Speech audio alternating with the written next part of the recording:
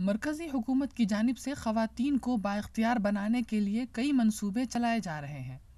उनमें बेसहारा, बेवा और मुतल्लक़ा ख़वातीन से मुताल्लिक़ मंसूबे काबिल ज़िक्र हैं। बरेली के डिस्ट्रिक्ट अर्बन डेवलपमेंट अथॉरिटी की जानिब से ऐसी ख़वातीन को सेल्फ एम्प्लॉयड मंसूबे के तहत ई रिक्शे तक़सीम की गई है। हमारे विभाग की एक स्वरोजगार योजना है, जिसके तहत जो है हमने इन महिलाओं को, गरीब महिलाओं को लाभान्वित करा है। और चूँकि महिलाएं जो हैं ये ज़्यादा संवेदनशील होती हैं, तो हमारी एक योजना थी, हमने इसे स्कूलों के माध्यम से जोड़ने की कोशिश करी है कि जो बच्चे स्कूल जाते हैं तो छोटे बच्चे भी होते हैं, तो महिलाएं अच्छी तरह उनकी देखभाल कर सकती हैं और अपने ई रिक्शे में बैठा करके उन्हें सही तरीके से स्कूल तक छोड़ सकती हैं। इन ख़वातीन में कोई बेवा है तो कोई तलाक़शुदा।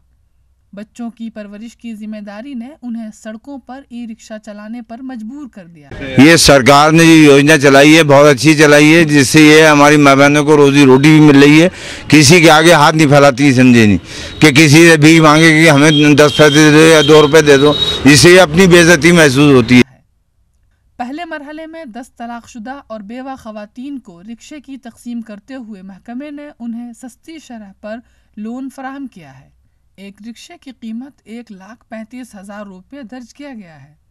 इन ख़वातीन को RTO दफ्तर की तरफ से लाइसेंस मुहैया कराया जाता है और इन्हें रिक्शा चलाने की ट्रेनिंग भी दी जाती है।